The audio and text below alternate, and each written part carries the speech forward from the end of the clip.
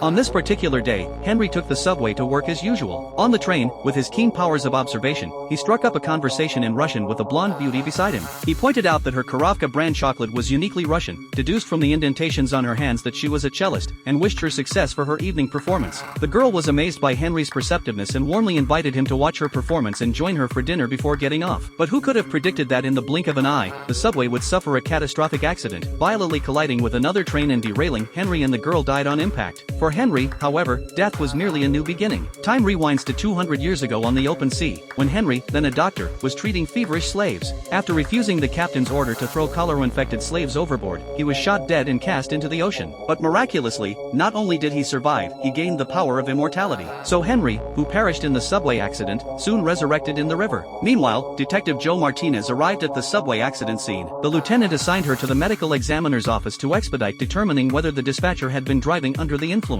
Working at the medical examiner's office, Henry's daily routine involved dealing with the dead. Henry suddenly received a mysterious call from someone claiming to have been searching for him for a long time. Facing the threat of exposure, Henry planned to leave the city with Abe, but Abe wanted to stay. While reviewing surveillance footage from before the subway accident, Joe discovered Henry was also in the car. At this point, Henry realized the mysterious caller seemed to want to use the subway incident to prove he couldn't die. After testing the dispatcher's blood, Henry discovered the dispatcher had been poisoned. He believed that by determining when the mysterious person administered the poison, he could catch them. He even planned to experiment on himself. With Abe's help, Henry died again and was reborn in the river. But when they returned to the shop, Joe was waiting for them. Joe questioned Henry about his presence on the subway. Henry quickly insisted he wasn't the killer and provided Joe with information about a suspect, then joined her to make the arrest. At the suspect's home, they discovered large quantities of aconitum. Just then, the suspect appeared. During Joe's attempt to apprehend him, the suspect threw aconitum on Joe's arm and escaped. Henry immediately treated Joe. Through investigation, they learned the suspect was Hans Kohler, a chemist. Joe discovered Hans Kohler planned to launch a massive poison gas attack at Grand Central Station and urgently notified police to secure the scene. Joe and Henry went to the roof to check the ventilation system when Hans Kohler appeared and shot Joe. Without hesitation, Henry grabbed Hans Kohler and leaped from the rooftop, a shocking scene Joe glimpsed through her fading consciousness. When Joe awoke, Henry was beside her.